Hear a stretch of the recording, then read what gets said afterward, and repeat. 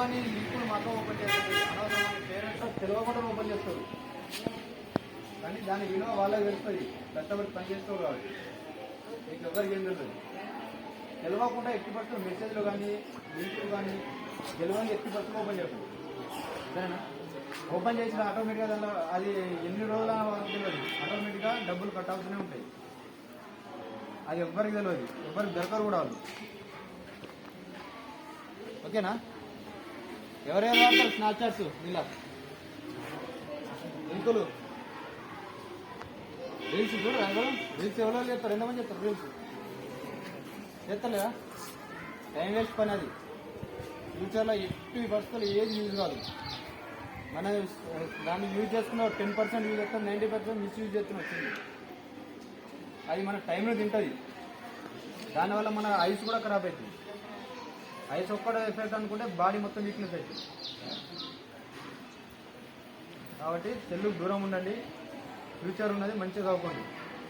ఇప్పుడు ఆ సెల్లుకు కేటాయించే టైం మీరు చదువు మీద కేటాయిస్తే మంచి ఫ్యూచర్ ఉంటుంది. ఓకేనా?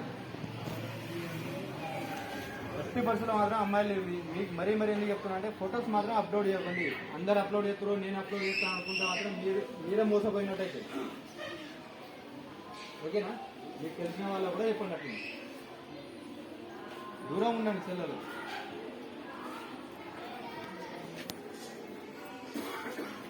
మీ పేరెంట్స్ జైలు పంపిస్తారు, మీకు 10,000 రూపాయలు ఫైన్ అవుతుంది.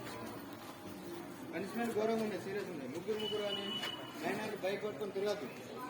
సరేనా? జరిగినాక ఏం లేదు, చేసేదేంలో మీ పేరెంట్స్ జైలు పంపిస్తాం. ఓకేనా?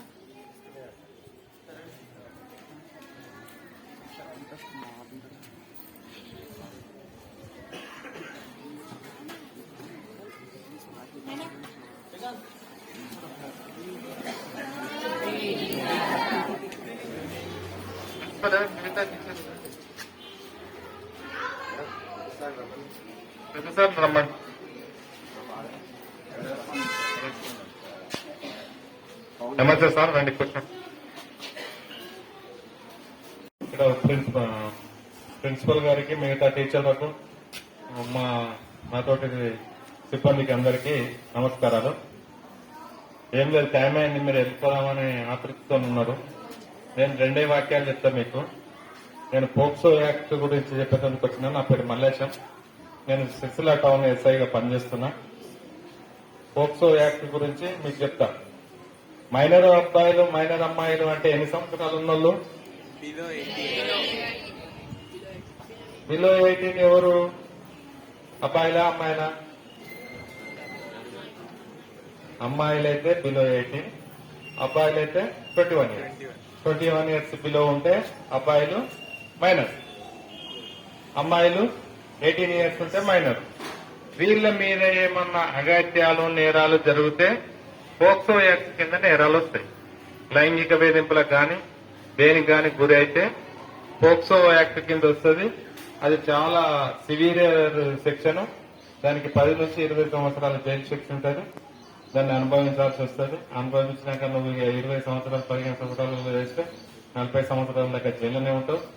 సో కాబట్టి అటువంటి నేరం జరగకుండా చూడాలి.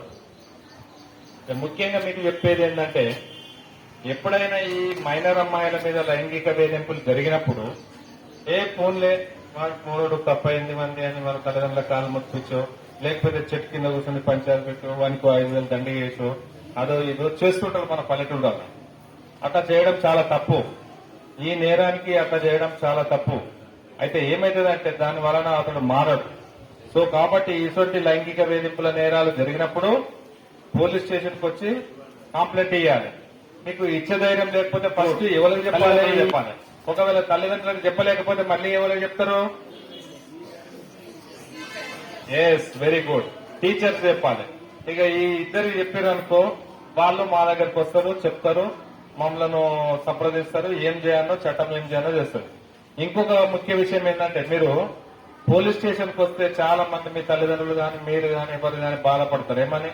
పోలీస్ స్టేషన్ చుట్టూ తిరగాలి, కోర్టు చుట్టూ తిరగాలి, హాస్పిటల్ చుట్టూ తిరగాలి, దాని చుట్టూ తిరగాలి. ఈ ఎస్ఐ సార్ వచ్చి మాట్లాడతాడు, ఏమైందమ్మా అంటాడు. ఆ కానిస్టేబుల్ వచ్చి మాట్లాడతాడు, ఏమైందమ్మా అంటాడు. ఇంకో కానిస్టేబుల్ వచ్చి ఏమైందమ్మా అంటాడు. ఈ మొగోళ్ళకి ఇదంతా చెప్పాల్సి వస్తుందని చెప్పి చాలా మంది ఇదై వెనకకు తడతారు. మీకు అలాంటి అవసరం లేదు. మేము ఒకటి భరోసా సెంటర్, ఒక సఖీ సెంటర్ అని ఏర్పాటు చేసినాం పోలీస్ తరఫున. వాళ్ళు ఎవరు ఉంటారు? మొత్తం లేడీసే ఉంటారు, జెంట్స్ అసలే ఉండరు. ఆ లేడీస్ ఎవరు? మా పోలీస్ కు సంబంధించిన లేడీసే. మీకు అడాక సజెషన్ ఇచ్చడానికి అడ్వకేట్ కూడా ఉంటాడు. ఆ అడ్వకేట్ ఎట్లా పిటిషన్, ఆమె కూడా లేడీ అడ్వకేటే ఉంటది, లేడీ పోలీస్ ఆఫీసర్సే ఉంటారు, లేడీ డాక్టర్సే ఉంటారు, అంత లేడీసే ఉంటారు. మీరు పోలీస్ స్టేషన్ రానవసరం లేదు. సఖీ సెంటర్ లో గానీ ఆ భరోసా సెంటర్ లో గానీ కూర్చొని మీరు పిటిషన్ తయారు చేయించుకొని మీతో తీసుకొని వచ్చి పోలీస్ స్టేషన్ లో ఇస్తారు. మీరు పోలీస్ స్టేషన్ రానవసరం లేదు, ఎస్ఐ గారితో మాట్లాడవలసిన అవసరం లేదు, కానిస్టేబుల్ తో మాట్లాడవలసిన అవసరం లేదు. అక్కడికే మొత్తం మానిటరింగ్ చేసుకుంటాము. మీ పేరును కూడా కేసు అయింది, ఈ అమ్మాయిని ఇట్లా రేప్ చేసారు, అట్లా రేప్ చేసారు అని పేపర్ తీయము. చాలా గోప్యంగా వస్తాం. ప్రింట్ మీడియా గానీ, ఎలక్ట్రానిక్ మీడియా గానీ, వార్తలలో గానీ, పేపర్ మీద గానీ మీ పేరు అస్సలు రాకుండా మేము చాలా జాగ్రత్త పడి మేము చూసుకుంటాం. ఒక పేరు తెలిసేది నీకు, ఐదో నేను ఎస్ఐ గారికి, అక్కడ మినిస్టర్ గారికి, ముగ్గురికే దక్కుతుంది పేరు. ఎవ్వరికేం తెలియదు. మీరేం బాధపడవలసిన అవసరం లేదు. నేరం చేసినకి శిక్ష పడాలంటే ఈ పని మాత్రం మనం కంపల్సరీ చేయాలి. తప్పకుండా రావాలి, తప్పకుండా మీరు అది చేయాలి. ఇంకోటి ముఖ్యంగా నేరం జరగకుండానే చూడాలి. ఎప్పుడు గాని నేరం జరగకుండానే చూస్తే చాలా బాగుంటది. మనం చాలా మంచిగా ఉండాలి. ఇప్పుడు మీకు అందరికీ గుడ్ టచ్ బ్యాడ్ టచ్ గురించి తెలుసా? Very good. అట్లా జరిగినప్పుడు కూడా మాకు ఇంటిమేషన్ ఇవ్వాలి, మీ తల్లిదండ్రులకి ఇవ్వాలి. అటువంటివి కూడా జరుగుతుంటాయి. నేరం జరిగినాక, లైంగిక వేధింపులు జరిగినాక మీరు చెప్పకపోతే ఏమైతుందంటే అది ప్రాబ్లం క్రియేట్ అవుతుంది. 6 నెలల వరకు 7 నెలల వరకు చాలా ప్రాబ్లం అవుతుంది. ఆ ప్రాబ్లాన్ని మళ్ళీ ఇక దాన్ని చాలా పరిశాన్ ఉంటుంది. అది దాన్ని నువ్వేం చేయలేవు, నేనేం చేయలేవు. చట్టపరంగా వారిని శిక్షించినా నీకు న్యాయం జరగదు. కాబట్టి నేరం జరిగినప్పుడే చెప్తే దానికి ప్రత్యామ్నాయం మేము చూస్తాము, అతన్ని జైలు పంపుతాము, మీకు న్యాయమైన తీరుగా చేస్తాం. అందరూ నిర్భయంగా ఉండాలి, ఎవరేం భయపడద్దు. ఈ చట్టం మీకోసమే వచ్చిందని చెప్పడానికి మా ఎస్పీ గారు, మేము పోలీస్ డిపార్ట్మెంట్ తరఫున, షీ టీం తరఫున, అందరి తరఫున మేము అది చేస్తున్నాం. మీకు సి టీం నంబర్ ఎరికేనా? మాదొకటి సి టీం తిరుగుతుంటది, సివిల్ డ్రెస్ లో పోలీసులు. తెలుసా నంబరు? తెలుసా? ఎవరు తెలియదా? సి టీం నంబర్ ఎవరు తెలియదా? సి టీం నంబర్ కు ఫోన్ చేసినా, వాట్సాప్ చేసినా, మీకు ఏమైనా ఎవరైనా అబ్బాయి అమ్మాయి ఎవరైనా నెంబర్ పడ్డా మీరు వాట్సాప్ చేస్తే ఆ వాట్సాప్ నంబర్ చూసుకొని మీ దగ్గరకు వస్తారు. వాళ్ళు ఎక్కడ ఉన్నారో మీరు వాట్సాప్ లొకేషన్ పెడితే చెప్తారు. మీకు అందరికి సి టీం నంబర్ చెప్తా, 8712656425. ఈ నంబర్ కు మీరు వాట్సాప్ చేసినా సరే వచ్చి అది చేస్తారు. మీకు మళ్ళీ చెప్తా, అందరికి చెప్తా, అందరు రాసుకోవాలి. ఇంకేమన్నా చైల్డ్ హెల్ప్ లైన్ కావాలంటే 1098 కి ఫోన్ చేయాలి. చైల్డ్ హెల్ప్ లైన్ మీకు దొరికిపోతుంది. అందరికి తెలుసు కదా. చాలా ఫాస్ట్ ఉన్నారు, నాకంటే ఫాస్ట్ ఉన్నారు, మీరు మంచి ఫాస్ట్ తో ఉన్నారు. కాబట్టి అందరు అట్లా చేసుకోవాలి. ఇంకోటి ఫోన్స్ లో ఫోన్, మనకు ఫోన్ ఉంది కదా, పెద్ద ఫోన్లు ఉంటాయి కదా, ఏమేమి యాప్లు చూస్తారు? అన్ని చూస్తారు మీరు. కానీ ఎవరికి దొరకకుండా చూడాలి. యాప్లలో ఎవడో ఫేస్బుక్ లో bot friend and follow me, పీలో మీ అని వస్తుంటాయి కదా, అవన్నీ ఎవరు చూడొద్దు. అవన్నీ చూస్తే అలా చూసినట్టుకో, మీరు అలా చూసినట్టుకో వాడు ఆయన ఫాలో మీ అని, దోస్త్ అని, అదని ఇదని ఇదని అట్లా పోతుంటది. ఆ యాప్లు అస్సలు ఓపెన్ మాట్లాడాలి, అవసరం లేదు. అవసరంతోనే మీరు ఫోటోలు పంపాలి, అప్లై చేసుకోవాలి. కానీ వేరే వాళ్ళకి ఫోటోలు పంపొద్దు.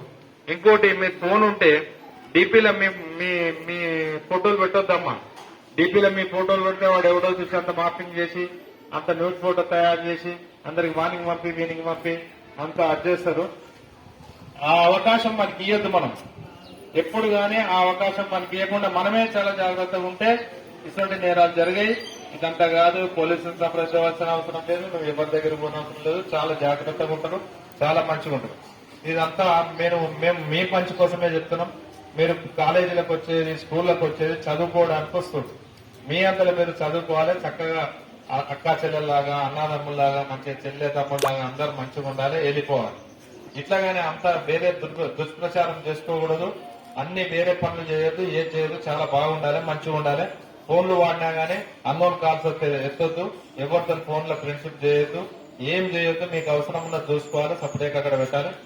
ఇప్పుడు బైక్ ఎవరెవరికి నడిపిస్తుంది ఇలా ఒక్కటి. ఇంకా మీరంతా ఎన్ని సంవత్సరాలు ఉన్నారు?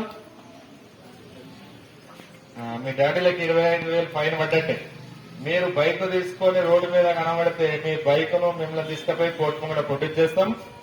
మీ నాన్నగారికి 25,000 ఫైన్ పడుతుంది, మళ్ళీ జైలు. దాంతో మీరు ఇబ్బంది పడతారు. మైనర్ పిల్లలు ఎవరు నడపకండి.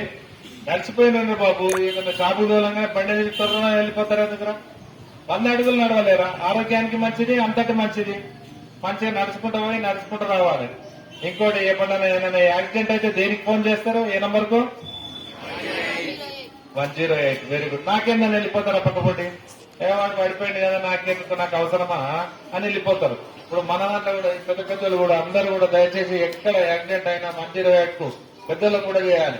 మన అపోహ ఏంటంటే, అరే చేయంగానే ఆ పోలీసు వాళ్ళు ఏ పేరమ్మా, నువ్వు ఏడుపోతున్నావు, ఏడుకెళ్ళెట్టు పోతున్నావు, మీరెందుకు వచ్చారు ఇంటిని అడిగి మీ పేరు ఛార్జ్షీట్ లో పెట్టి మిమ్మల్ని కోర్టు చుట్టూ తిప్పుతారని భయపడి మనం కూడా ఇట్లా చూసుకుంటా ఎవరెవరు ఖాళీ చూసుకుంటా వెళ్ళిపోతున్నాం. కనీసం బండి అన్న ఆపం. మానవత దృక్పథంతో ఆపాలే. 108 ఫోన్ చేయాలి. పోలీసు ఆయన ఏమన్నా అడిగితే చెప్పాలి. నువ్వు కోర్టుకు రావాల్సి ఉంటుందమ్మా అంటే నా పేరు పెట్టక సార్, నేను రాను, ఇంట్లో నన్ను చూసుకోవాలని ధైర్యంగా చెప్పాలి. మీరు కూడా అందరు 108 ఫోన్ చేసి ఒక ప్రాణాన్ని రక్షించిన వాళ్ళు కావాలి. అయితరా? మరి మీ గల్లీలో గడబడి అయితే, దొంగతనం జరుగుతుంటే, మనం కాలిపోతుంటే దేనికి ఫోన్ చేయాలి? 100. Very good. మాకు ఫోన్ చేస్తే, కాకపోతే వేరే ఉన్నది కానీ మాకు ఫోన్ చేస్తే మేము వాళ్ళకి చేసుకుంటాము. 101 ఉంటుంది అది, మేము చేసుకుంటాము. 100కి ఫోన్ చేయాలి. లేకపోతే వాళ్ళ కాలం వలగొడుతున్నారు కదా, నాకేంది వలగొట్టని, వాళ్ళు దొంగతనం జరిగిన వాళ్ళ ఇంట్లో ఊపోవద్దు. ఎవరింట్లో జరిగినా, గల్లీలో జరిగినా, ఎక్కడ జరిగినా, లొల్లి జరిగినా గానీ మీరేం చేయాలి? 100కి ఫోన్ చేస్తే ఈ సార్లు ఎప్పుడు 24 అవర్స్ ఒక వాడ, ఒక దిక్కు ఇద్దరు, ఒక దిక్కు ఇద్దరు తిరుగుతూనే ఉంటారు వాళ్ళు. ఎప్పుడు ఇమ్మీడియట్లీ మీరు ఫోన్ చేసిన 5 నిమిషాలకే మీ దగ్గర ఉంటారు. మీరు ఏమైనా ఆపదలున్నా, మీకు ఎవడన్నా బెదిరిస్తున్నా, మీ ఎంబడి ఎవడన్నా పడ్డా, ఏం చేసినా మీకు సీటీ మీ ఆడికి లేకున్నా 100కి ఫోన్ చేస్తే మా వాళ్ళు ఇమ్మీడియట్లీ 5 నిమిషాల్లో కూడా మీ దగ్గరకు వస్తారు. మిమ్మల్ని సేఫ్ జోన్ లో వస్తారు. మిమ్మల్ని సురక్షితంగా మీ ఇంటికి తోలిస్తారు. వారు పట్టుకపోయి పోలీస్ స్టేషన్ తోలు వాళ్ళ మనం డిమాండ్ చేస్తారు. కాబట్టి తప్పకుండా 100 యూజ్ చేసుకోండి, మంచి చేయండి, మంచిగా యూజ్ చేసుకోండి. అసలు విషయం ఏంటంటే, దేవుని ప్రార్థించేది ఏంటంటే ఇటువంటి సంఘటనలు జరగొద్దనే ప్రార్థించుకుందాం. దురదృష్టవశాత్తు అదృష్టం బాగలేక దుర్మార్గం